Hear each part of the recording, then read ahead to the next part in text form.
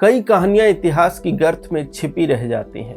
ऐसी एक कहानी आज मैं आपको सुनाने जा रहा हूं, जिसे आप सभी को अवश्य जानना चाहिए। भारतीय सेना की बहादुरी के चर्चे खूब होते हैं। भारतीय सेना के त्याग, बलिदान और पराक्रम के बारे में भी हमने खूब किस्से सुने हैं।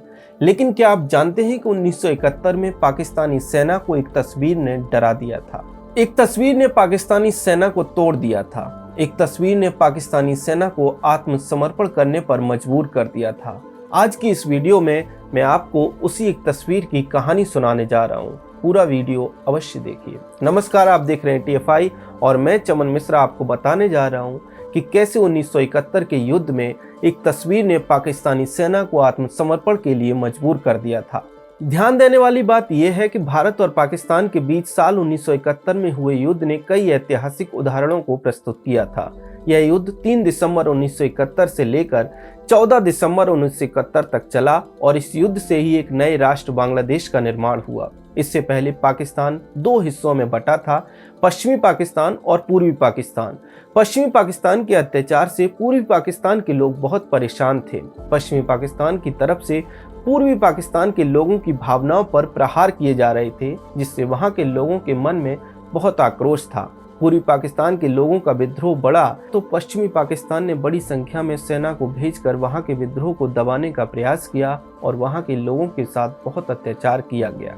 पश्चिमी पाकिस्तान के द्वारा पूर्वी पाकिस्तान के लोगों पर उर्दू भाषा को थोप दिया गया, जबकि पूर्वी पाकिस्तान में ज्यादा बोली जाने वाली भाषा बांग्ला थी। खुलेआम नरसंहार झेल रहे पूर्वी पाकिस्तान ने अंततः भारत से मदद मांगी। जब पश्चिमी पाकिस्तान ने पूर्वी पाकिस्तान के लोगों पर अत्याचार करने की सारी सीमाएं पार कर दी तो भारत ने उसके विरुद्ध मोर्चा खोल दिया, जिसके बाद 3 दिसंबर 1971 को भारत पाकिस्तान युद्ध का ऐलान कर दिया गया और इसी के तहत 10 दिसंबर को भारतीय सेना पूर्वी पाकिस्तान में घुस गई।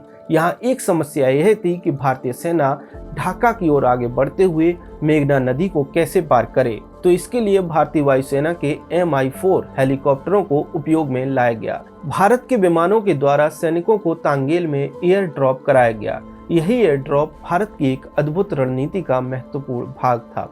वास्तव में भारत ने इस दौरान एक मनोवैज्ञानिक युद्ध लड़ा था, जिसके लिए उसने एक तस्वीर का उपयोग किया। इस तस्वीर का उपयोग कर हजारों की संख्या में पर्चे छपवाए गए और भारतीय सेना के द्वारा पाकिस्तानी ठिकानों पर गिरा दिया गया, जिससे पाकिस्तानी सेना भय से भर गई। प्रश्न यह है कि इन पर्चों में ऐसा क्या था जिसने पाकिस्तानी सेना को न केवल भयग्रस्त कर दिया, बल्कि उनके मनोबल को भी तोड़कर रख दिया और अंततः उसे आत्मसमर्पण करना पड़ा।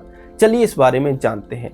तांगेल जो बांग्लादेश का हिस्सा है, उसमें एयर ड्रॉप से एक दिन पूर्व मेजर जनरल इंदर गिल ने जनसंपर्क निदेशालय के अधिकारी राम मोहन राव से बातचीत की।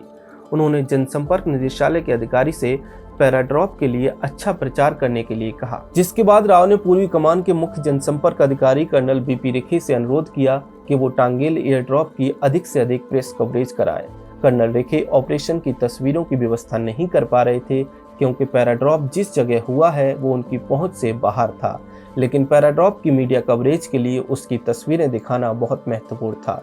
ऐसे में राम मोहन राव आगरा में हुए एक अभ्यास की तस्वीर निकालकर दिल्ली ले आए और इन्हीं तस्वीरों के साथ पर्चे छपाकर पाकिस्तान के कई ठिकानों पर गिराए गए।